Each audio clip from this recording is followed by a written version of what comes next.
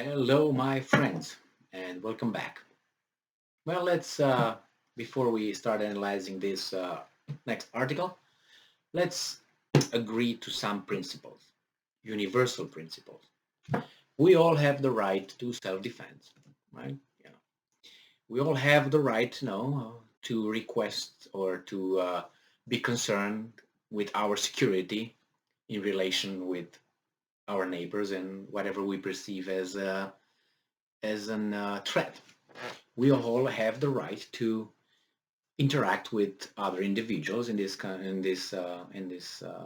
world, freely interact without being prevented. You know, we are all allowed to get into contracts with other individuals or entities without being prevented by others. Um, we are all sovereign, independent, and free, right? With some limitations, obviously. Yeah, you know what I mean. But we agree with all these principles. Now, we put this into the world as countries. Everything I said is valid for countries. We can go and associate ourselves with whomever we want and join whatever association we want, club. And we can be excluded from clubs. It's the same, it's a principles we agree with. Now, we should also agree that the law should be equally applied to all of us. All right, nobody's above the law, and if I commit a crime, I should be punished with this. If you commit the same crime, we should be punished with the same this. Okay, the same. And now that we agreed with that, and we signed and put our blood there, let's go. Not this one, but that one. Let's go and see here, and then I'll be dying of more blood. So we go with an article from South China Morning Post. And this is from today, May 6th. And this is China hits out a Japanese Prime Minister's 5-nation tour of confrontation. Now, what is this all about? I have a few videos prior to this with Japan being a very, very, very busy bee in the past month, traveling all over the place, starting first with India, where they promised about $50 billion investments if they do something with Russian oil and gas and all that, whatever they get from Russia. And the Indians said, no, thank you. And then the next one was they went to, they started their in Indonesia, I think, and then they went to Thailand, and then they went to Vietnam, and then they flew to Europe. We've been told avoiding Russian airspace, okay, air territory, whatever. And then they went to Vatican. They spoke with the Pope, the Prime Minister of Japan, and he went to Great Britain. And in Great Britain, they signed an agreement, a pact, like Ribbentrop-Molotov pact, with some extra things that we don't know yet about. I'm just kidding. But anyway, a pact. And in the meantime, China was busy as well. Not as busy as Japan, though. And they went and, like free countries, right? They went and signed a contract, a document, pact, however you want to call it, with the Solomon Islands. Now, Solomon Islands, for some people might not know exactly where they are located. They are located in north of Australia, very close to Australia, north. Well, that created a problem for the people over there in the region, like Australia, in the United States, because the United States is close to Solomon Islands, not. New Zealand, they said it's a security risk for the Chinese, having this, treaty signed with Solomon Island, which is an independent sovereign country, isn't it? Same China, same Ukraine, the same Russia. And then the Americans and Australia issued statements and concerns about their security for China being able to, let's say, dock their military ships in Solomon Islands. It was too close to them. My security concerns. I have a security, and that's a red line, Australia said. Well, take all this situation and put it into Ukraine NATO, Russia. So Russia told NATO, don't come closer, don't come closer. Then NATO said, well, you know what? NATO said, no, we're going to come. All right, that's Ukraine. Ukraine is Solomon Islands, right? Australia is Russia, and NATO is China.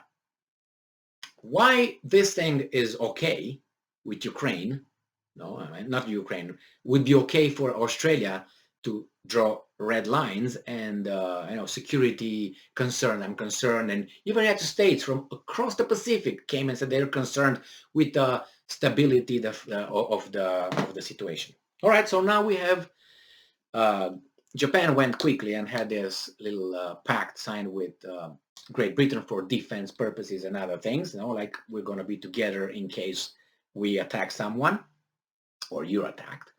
And here we have the Chinese reacting to that and says China hits out of Japanese Prime Minister's 5-nation tour of confrontation. That's how they call it. All right, and it's here.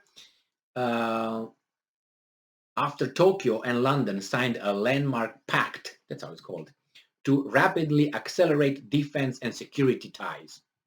On the final leg of the 5-nation Asian and European tour, the Prime Minister signed a reciprocal access agreement with British Prime Minister Boris Johnson on Thursday, and in a veiled swipe at China, vowed to help realize a free and open Indo-Pacific. How is that free and open? I don't know, but whatever.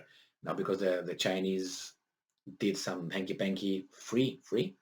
Chinese Foreign Minister spokesman Zhao Liang accused Kishida, the Prime Minister of Japan, of fanning anti-China sentiment on his trip to Britain, Italy, Indonesia, Thailand, and Vietnam, saying the visits were an attempt to expand Japan's military power, something prohibited under its pacifist constitution. Okay, China, you think these guys are serious about that? They are as pacifist as United States allows them, who has troops. So you own the Japanese territory. So what do you expect? If United States says you attack, they're going to attack. If they say stop, if they say sit, if they say roll over, Japan will roll over. You know what I mean? Good boy, here is some sugar for you. Okay, let's move in. So the Japanese side frequently use diplomatic activities to talk about China, play up regional tensions, and hype the so-called China threat. What Japan is doing is trying to find and execute and find an excuse for its own expansion of military power and to undermine the trust and cooperation of countries in the region. Beijing was particular in talking about